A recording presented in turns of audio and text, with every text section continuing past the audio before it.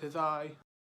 Hey everyone, glad to see you back, glad to see you looking fresh. So, Persona 5, one of my favorite games of all time, has recently turned 5 years old. Now, a little bit of a history with Persona 5. I was a little bit late to the party with this game. I wasn't there day one. I didn't really know about the Persona series until a bit later on, and then it got wide acclaim, huge reviews, nominated for Game of the Year alongside stuff like Mario Odyssey and Breath of the Wild, some absolutely phenomenal games. After a couple years, I really wanted to play this game. And finally, Christmas of 2018, I did get it. So it wasn't like I was super late to the party here. I eventually started playing it early 2019, and I was hooked. From moment one, I was immediately grabbed by this game's style, this game's story, everything this game had going for it. I fell in love with the world, all these weird, interesting creatures that I didn't know what the heck was going on. This story that unraveled slowly and eventually came to a huge culmination, and this whole experience that has lasted with me ever since. I kind of want to go through each of these parts and talk about my experiences and my love for each of it, and what better place to start than with the characters. And we start with our main character of Joker, or you can call him whatever you want. I looked up a lot of what his actual name is, because that's what I like to do with RPGs like this, where yeah, I could have named him Dan, but it wouldn't have felt right because that's not me. That's Joker. I'm playing a character and I want to be that character. Same with you can call Link something else in the Zelda games, but his name is Link. So I'm going to call him Link. So I looked it up, and I saw a lot that his name was Akira Kurusu. So that's what I named him, was Akira Kurusu. Later on, I found out that his name also is Ren Amamiya and other stuff. So we'll get later on. But in another game, that's what I named him there. Joker, he's kind of a blank canvas. Kind of do whatever you want with him. And I really like the character. He does get to play a lot more in the show, which came later. He's really good as just your normal protagonist. The character I love the most is the second character that is a member of the Phantom Thieves, and that is Ryuji Sakamoto, or Skull. Now, Skull, I fell in love with immediately. He's just a great guy. He does so many things for you, with you. He's there the whole time, and he has so many great heroic moments. And like I said, the second I met him, I'm like, you know what? He's my first friend here in this new school. He has a bit of a rough past, everyone keeps saying, but he seems to do everything right by me, and I stand by him. Like I said, he has some of my favorite moments in the entire game. He's a character that is on my team as much as I could have him. Even when you got other characters that might do stuff that he does a little better, he's by far my favorite character to use in that game. And going off that, you can go to one of my least favorite characters of Morgana. Now, Morgana has a beef with Ryuji for a part of the game, and you can clearly see why, when I'm picking sides here, one of my favorites versus one that's not my favorite, what side I'm going to lean to. And Morgana has some moments, but Morgana never really is the star after the early game, and so in battle, I don't use him as much. As a character, you don't interact with him the same way as you do a lot of other characters, and he is kind of just a cat. I do love cats, but compared to all these other great characters, he doesn't do it for me. He does have some good moments, but he has some really dumb moments that I think dragged the game down, especially on a replay where I could feel it coming. I still wasn't a big fan. The next character we meet is On Takamaki, or Panther, and I love On. I think the game does a great job of introducing great characters right up front, so it hooks you, and it really hooked me as well. On is my favorite girl in the game. She, again, another character that is with you the entire ride, pretty much. My favorite spell user. I use her pretty much the entire time. Again, even when more characters come along that can kind of do what she does, I kept her around because she's really powerful. I really like her as a character. Next character we meet along the way, Yusuke, or Fox, voiced by Matt Mercer, one of me and my friend's favorite voice actors. So he's great in that role. Yusuke isn't my favorite character in this, and I think he's better in other games than the game he's first introduced in. His storyline is very interesting, and his dungeon that he's based in is really cool as well. But Yusuke really never rose to my favorites in anything. Now, one that's maybe a bit controversial, Makoto, or Queen, is one that is a lot of people's favorite. A lot of people, this is their favorite girl. Not mine. On already stole my heart from immediate...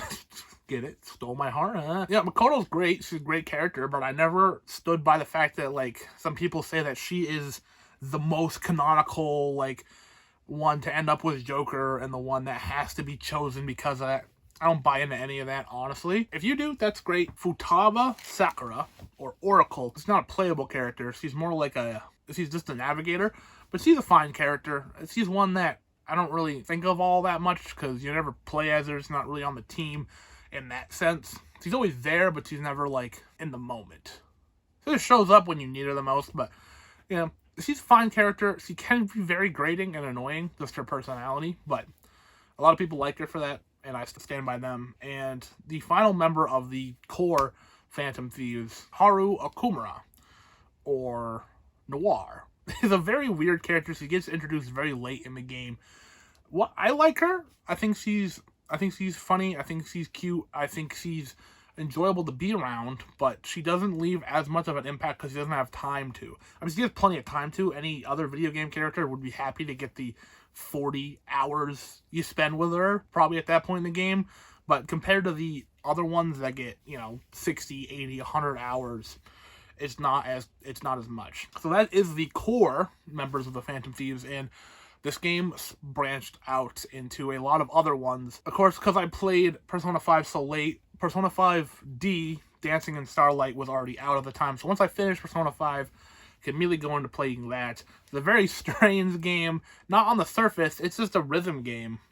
But these characters aren't really dancers, and to have them become dancers is a bit weird. It's just kind of goofy fun, taking itself too seriously, but the music is so great in this game that a rhythm game was a no-brainer. As much as people want to complain that, this franchise is being milked, I don't really see it as much. I enjoy the game. You don't have to play Dancing in Starlight to get the full Persona 5 experience, but it's there if you like it. And then, of course, we got the remaster, re-edit of Persona 5 and Persona 5 R Royal. I love this version even more. It adds just enough more to warrant that additional playtime. It adds an extra whole section of the game. It adds a new playable character, and Kasumi, and she's great. And I didn't even mention Crow. Crow is great. He's better in this one. He is something in the original, for sure. He's better in R. So if you play the original version and you're like, okay, I kind of saw that, he just kind of came and went for you, he's better in R, and he's more fleshed out in Royal. So I'd recommend playing Royal. I know it's a huge commitment to play a game of this length again. It's better, and I love it. Then last year we have the culmination of the Phantom Thief story, Persona 5S. Just Scramble or Strikers, depending on where you're from. A game that is like a Warriors type, where you just slay a ton of enemies, but this one has to take its own spin on it. So the game is like mildly difficult. I'm not saying it's like impossible, but the game can be quite hard if you're not prepared for it, and if you're used to just playing like even other Warriors types of other franchises like Hyrule Warriors or Fire Emblem Warriors, and you go into this, you can kind of get cleaned out and not even understand why. Because the game really expects you to like know combos and play it like it's a Persona game more than it's a Warriors game. So know enemies' weaknesses, exploit their weaknesses, take them down that way, use all-out attack, stuff like that. Whereas in other Warriors games, it's just hack and slash fun the whole way through. This one is a bit more challenging than other games, and I commend it for that. It introduces some new characters. Sophie is okay. She's another one that I'm like, I feel like if they would have planned it out a little better, that Kasumi would have fit in well where Sophie is, because her storyline and Kasumi's storyline, they're not very equal, but they're sort of similar. So it kind of felt like retreading. And Wolf, I'm forgetting his name, he's a pretty cool character, a very interesting addition to the team. So overall, getting to hang out with these characters a fifth time at that point, because like I said, there's Persona 5A, the animation, the anime, which is fine. Watching it, it's a retreading of the first game's story. It doesn't add stuff from D, from S, from R. So it's not really worth going through unless you really want to see Joker have a bit more of a personality. Then it's worth it. And then there is some stuff to enjoy there. Just being able to hang out with these characters some more is something I'll always cherish. And as you can see behind me, I love these characters so much. And I spoke on the music already. The music is phenomenal. There was a concert held. I couldn't even imagine going to a whole stadium with other Persona fans and celebrating that kind of magic. That must have been incredible. I'm sitting here now. We're 5 years out from Persona 5, the original version, obviously. 2 years out from Persona 5R. We're about a year out from Persona 5S, and we don't have more Persona 5 on the horizon. I don't understand Persona 5 out, but I've spent so much time with these guys, and I look forward to seeing what Persona 5 does next. If it's more with these characters, or if we say goodbye, finally, and we can enter in a new era of Persona 6. So that'll about do it for me in my discussion of Persona 5. Have you guys played this game? If not, why not? It's probably because it's only on Sony consoles for some reason. Except for S. S is on the Switch. That's so silly. And I wish that this entire franchise would get better with ports, because I want to play Persona 4, but I don't own a Vita, and I don't really want to play it on PC. I want to play it. I don't know. It is what it is.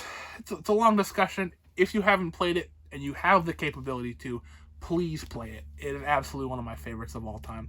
I recommend R over the original, like I said. If you want to, play them both, but the original took me over 100 hours, and R took me a little bit longer.